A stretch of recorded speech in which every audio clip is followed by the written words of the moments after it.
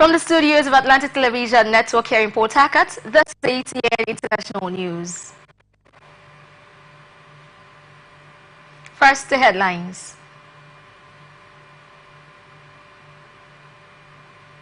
Ruling party loses a majority in Botswana election. Rights activists suspected to force reporting arrested. Trump sues CBS over Harry's 60 Minutes interview.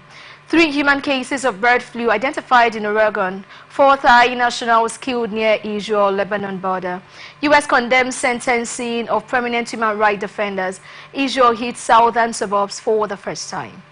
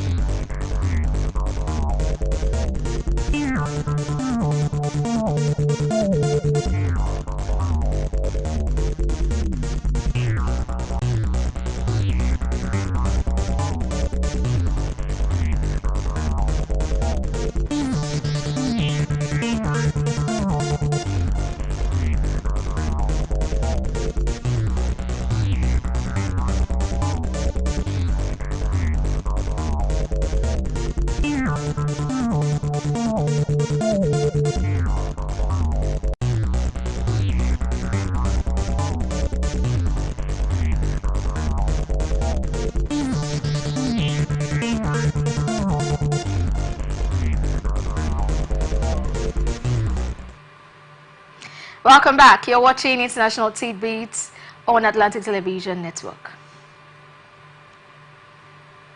And these and more stories to come in your way in a moment. Kenya's High Court on Thursday lifted orders barring the swearing-in of newly appointed Deputy President Kithure Kindiki, whose predecessor has launched legal challenges over his removal from office by impeachment. The office of the Deputy President should not remain vacant, Judge Anthony Mrima said, after the filing of over 30 court cases by Rigathi Gachagua against his ouster. The decision could be appealed to the Supreme Court. Earlier this month, the Senate voted to uphold 5 out of 11 charges against Gachagua, including cross-violation of the Constitution and stirring ethnic hatred, accusations that he has denied and dismissed as politically motivated. President William Ruto subsequently chose Interior Minister Kithure Kindiki as his new deputy, but the court blocked his appointment. Gachuga's legal challenges extend months of political turmoil in Kenya, East Africa's largest community, that began with nationwide protests against unpopular tax hikes in June. His impeachment followed a rift with Ruto that has soured their relationship since they ran together in an election 2 years ago. Botswana's ruling BDP party has lost its parliamentary majority in this week's election, the private Mengi newspaper reported on Friday, citing results from more than half of the constituencies. Moroccan police have arrested a high-profile human rights activist, Fouad Abdomani, on suspicion of reporting a false crime and spreading fake news on social media. Abdomani, who was arrested on Wednesday, will be held in custody during the police investigation, a Casablanca prosecutor said in a statement on Thursday. During French President Emmanuel Macron's visits to the country this week, Abdomani wrote on Facebook without offering evidence that Morocco was using migration, security, intelligence and espionage to pressure France. Macron's visit to the kingdom came as the two countries turned the page on years of diplomatic tensions, with migration one of the issues that has strained ties. Abdomani's lawyer, Saad Abrahat, said his arrest was a violation of freedom of expression. Abdomani was arrested for his political activism and opinions which he freely expressed on social media, she said. U.S. data and polling firm Edison Research said on Friday that the differences between an exit poll it conducted of Georgia's parliamentary election on Saturday and the official results of the vote cannot be explained by normal variation alone and suggest local level manipulation of the vote. Georgia's Electoral Commission has said the ruling Georgian Dream won with 54% of the vote, a result that opposition parties and the country's president have said is fraudulent. Edison's exit poll, commissioned by the pro-opposition television channel Formula, showed Georgia's 4 main opposition parties on course to achieve a majority in the election. Presidential election is less than a week away, but voters across the country have already started filling out their ballots as Vice President Kamala Harris and former President Donald Trump remain locked in a polling dead heat. About 57 million early votes have been cast as of Wednesday afternoon, a number that includes in-person early votes and return mail ballots, according to tracking by the election lab at the University of Florida. Both candidates for president have aggressively counted early voters as election day nears. Harris was in Georgia and Michigan recently and noted the early voting records being broken in Peach State and North Carolina. She told supporters that on November 5th, we don't want to have any regrets about what we could have done. Trump, who has previously spread false information about early voting and said he wanted to limit voting to election day, has flipped to encourage the practice of late and told supporters on October 23rd in Georgia to just vote whichever way you want to do it. Here's what to know about how early voting is individual states tallies and ellipses 1 million in California, Colorado, Florida, Lonis, Maryland, New Jersey, New York, Ohio, South Carolina, Tennessee, Texas, Virginia, and Washington, as well as in the critical swing states of Arizona, Georgia, Michigan, North Carolina, Pennsylvania, and Wisconsin. Republican presidential candidate Donald Trump sued CBS on Thursday over an interview of his Democratic rival Kamala Harris aired on its 60 Minutes news program in early October that the lawsuit alleged was misleading, according to a court's filing. The complaints filed in federal court in the Northern District of Texas alleges the network aired 2 different responses from Harris responding to a question about the war between Israel and Hamas in Gaza. The revision that aired during the 60 Minutes program on October 6 did not include what the lawsuit calls a word salad response from Harris about the Biden administration's influence on Israel's conduct of the war. Former President Trump's repeated claims against 60 Minutes are false, a CBS News spokesperson said. The lawsuit Trump has brought today against CBS is completely without merit, and we will vigorously defend against it. The lawsuit demanded a jury trial and about $10 billion in damages, the filing showed. It alleges violation of a Texas law barring deceptive acts in the conduct of business. Trump has repeatedly assailed the network on the campaign trail over the episode and has threatened to revoke CBS broadcasting license if elected. CBS has said Trump backed out of his own planned interview with 60 Minutes. Rapper Young Thug pleaded guilty Thursday in Atlanta to gang, drug and gun charges and will be released from jail. Though he could not be put back behind bars if he violates the terms of his sentence. The 33-year-old Grammy-winning artist, whose given name is Jeffrey Williams, entered his pleas without reaching a deal with prosecutors after negotiations between the two sides broke down.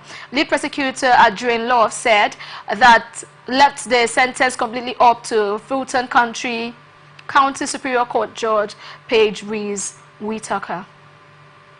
Young Thug's plea comes 2.5 years after he was arrested and charged, and nearly a year after the prosecution started presenting evidence in the problem-plagued trial. Jury selection at the courthouse in Atlanta began in January 2023 and took nearly 10 months. Prosecutors have called dozens of witnesses since opening statements last November in the trial of 6 defendants. The trial has faced many delays, including in July when the original judge was removed after 2 defendants sought his recusal, citing a meeting the judge held with prosecutors and a state witness. Young Thug pleaded guilty to 1 gang charge, 3 drug charges, and 2 gun charges. He also entered a no-contest plea to another gang charge and a racketeering conspiracy charge, meaning that he decided not to contest those charges but can be punished for them as if he had pleaded guilty. The judge imposed a sentence of 40 years, with the first 5 to be served in prison but commuted to time served, followed by 15 years on probation. If he successfully completes that probation without any violations, another 20 years will be commuted to time served. But if he violates the condition, he will have to serve those 20 years in addition to any penalty for a probation violation. Flu has infected 3 more people from Washington state after they were exposed. The poultry tested positive for the virus, according to health authorities in Oregon, where the cases were identified. A total of 39 people have tested positive in the U.S. this year, as the virus has spread to more than 400 dairy herds, federal data showed. All but 1 of the people were farm workers who had known contacts with infected animals. CDC updated an online count of U.S. human cases to include the 3 new infections from Washington, and Washington raised its state count to 9 people from 6. The Oregon Health Authority said a statement on Thursday.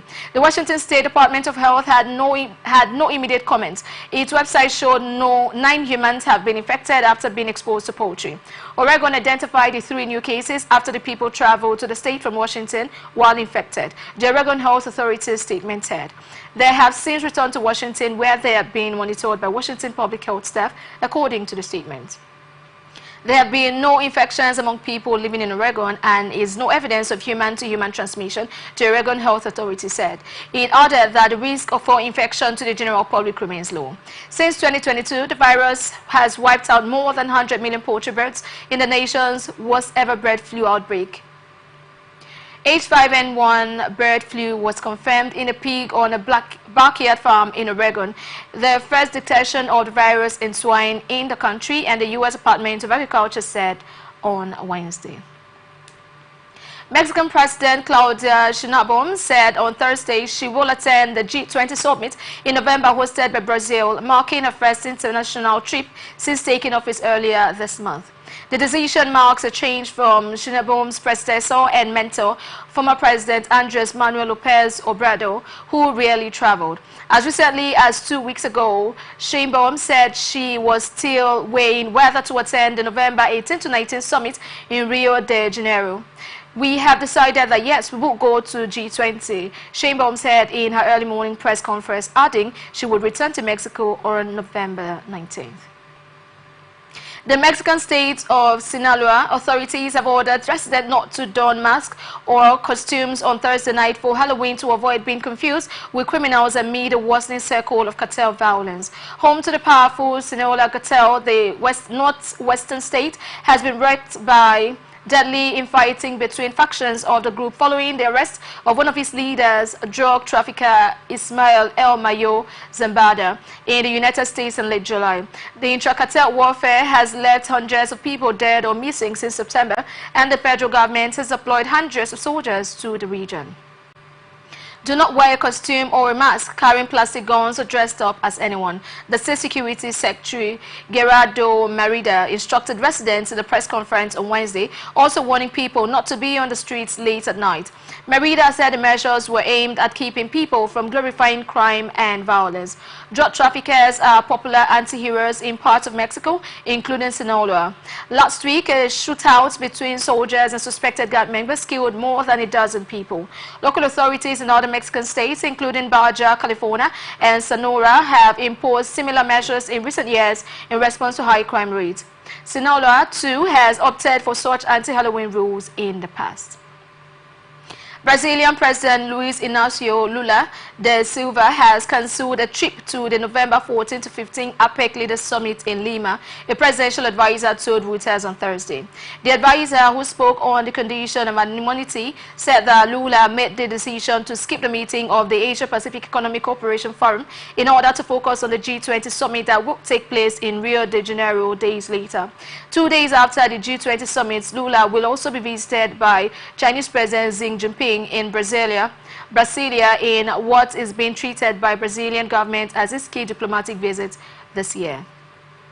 Lula has cancelled a number of trips since he suffered a head injury earlier this month, including two United Nations summits and a BRICS meeting. Fresh medical exams showed on Thursday that Lula remains in stable condition after the injury. According to the president's medical report, he shows no symptoms and is able to work normally, but is still under monitoring. A meeting between Lula and U.S. President Joe Biden, first reported by Reuters, had been planned for November 17th in the city of Manaus by the Brazilian Amazon. According to a source familiar with negotiations, the Biden administration is preparing for the visit, but the final decision will only be made after the U.S. presidential election on Tuesday.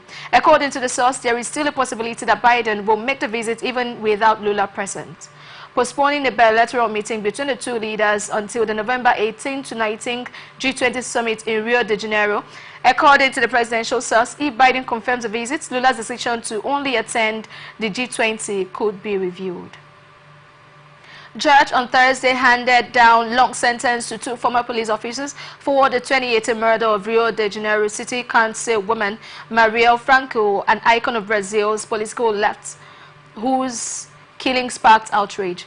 Ronnie Lessa and Elcio de Quanzers were sentenced to almost 79 years and almost 60 years, respectively, for the March 14, 2018 drive-by shooting that killed Franco and her driver, Anderson Gomes. Jurors found that Lessa fired the gun and the Quanzer was the woman on the night of the crime. Lessa and the Quanzers, arrested in 2019 Equality, held a long tearful embrace with her parents and Muriel's daughter, Luyera Franco. Her father rested his head on the chest of former Congressman Michaelo Francio, who was her political mentor. You're watching the international news on Atlantic Television Network. Still ahead, 4 Thai nations killed near Israel-Lebanon border. We will be back after this break.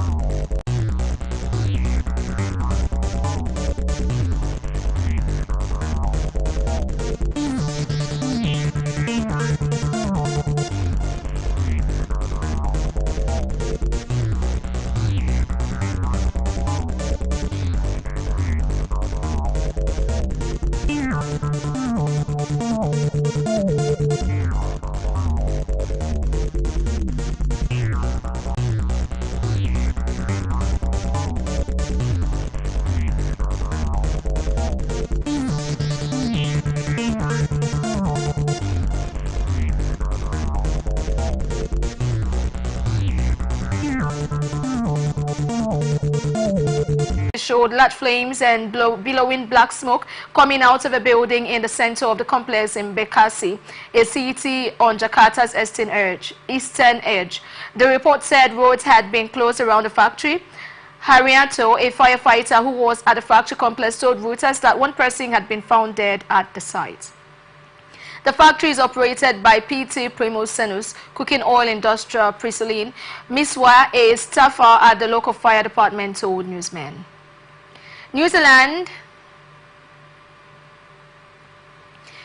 has reached a trade deal with the Six-Nation Gulf Cooperation Council, which includes Saudi Arabia and the United Arab Emirates, that Wellington said would open up major opportunities for Kiwi exporters in the Middle East. The trade pact would remove tariffs for 51% of New Zealand exports to the region from day one and deliver duty-free access for 99% of New Zealand exports over 10 years, New Zealand Trade Minister Todd Macleay said in a statement on Thursday.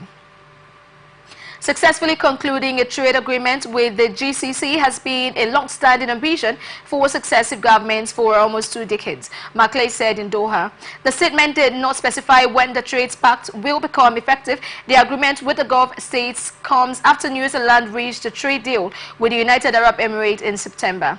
Trade between New Zealand and the GCC is worth more than $1.79 billion annually. The Pacific Island nation exported $2.6 billion to the Middle Eastern member countries in the year to June 2024, which includes $1.8 billion of dairy, official data showed. 28-year-old woman who acted as a surrogate in China's southwestern city of Chengdu is said to have been abandoned by her surrogacy agency, fueling tides of criticism on social media and prompting health authorities to investigate the situation. Surrogacy is illegal in China, and authorities said last year they would severely crack down on illegal activities related to the use of assisted reproductive technologies, such as the buying or selling of sperm or eggs and surrogacy. China has been trying to boost its birth rate after its population declined for a second consecutive year in 2023. The country's state council this week detailed 13 measures to build a birth-friendly society to raise the country's fertility rate. In this case, the surrogate, who was not named, had the embryo transplant 3 months earlier, but has not shown any initial signs of pregnancy. According to a post on social media platform Weibo by Shanguai Zingi, who tracks surrogacy cases around the country, the woman was sent home by the surrogacy agency, but then later found that she was pregnant. Shanguai said when she tried to get in touch with the agency, there was no response. Shanguai's post was one of the top trending items on Weibo on Friday, drawing thousands of comments. United States on Friday condemned the unjust imprisonment of prominent Chinese human rights lawyer Yu Wenxing and his wife Zhu Yang, who were sentenced to 3 years and 1 year and 9 months respectively by a Chinese court in this week. Yu, 56, and Zhu were imprisoned on charges of inciting subversion of state power by the Subu Intermediate People's Court on Tuesday, according to Chinese human rights website Weiquanwang, citing sources.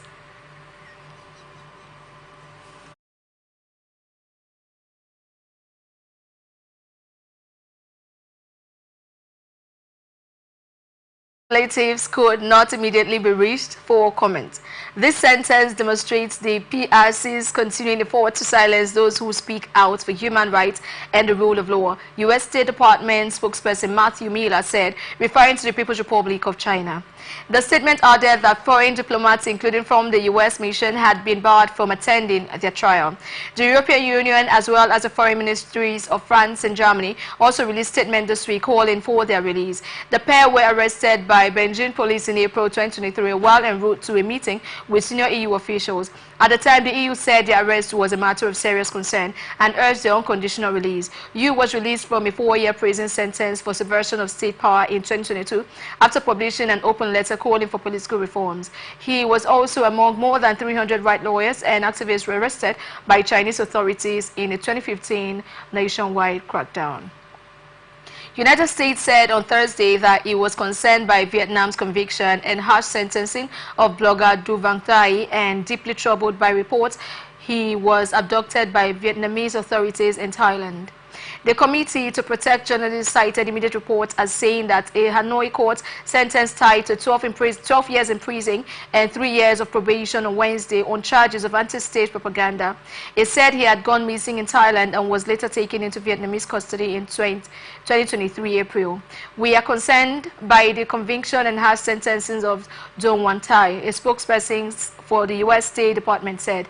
We also remain deeply troubled by reports alleging Dong Van Tai was adopted by Vietnamese authorities in Thailand and forcibly returned to Vietnam. Washington has sought to develop close ties with Vietnam, a Southeast Asian country that shares concerns about China's growing power, but Hanoi's treatment of dissidents remain an irritant. Sean Cripson, CPJ's senior Southern Asia representative, called Tsai's sentence an outrage. Vietnam's embassy in Washington did not immediately respond to a request for comment. The CPJ said Tsai fled to Thailand in 2019, fearing persecution for his journalism, and was given refugee status by the United Nations Refugee Agency's office in Bangkok. It cited multiple reports that he was interviewing for third country resettlement at the time of his apparent abduction and deportation to Vietnam. Egypt on Thursday denied it assisted Israeli military operations after media reports that an Egyptian port received a shipment of explosives bound for an Israeli defense contractor. The Egyptian armed forces categorically deny what has been circulated on social media and suspicious accounts and what is being promoted about assisting Israel in its military operations in general and in detail. The army said in a statement, human rights lawyer on Wednesday filed a court appeal in Berlin seeking to block 150 metric ton shipments of military-grade explosives aboard German cargo ship MV Katrin, which they said was for Israel's biggest defense contractor, Elbit Systems. LSEG data and vessel tracking website Marine Traffic showed the MV Katrin docked in Egypt's port at Alexandria on Monday. The Egyptian Ministry of Transport explained later on Thursday that the ship docked in Alexandria to unload a shipment for Egypt's Ministry of Military Production, adding that the ship submitted an official request to leave to Turkey. Israel carried out airstrikes early on Friday on Beirut's southern suburbs, Reuters witness said. The previously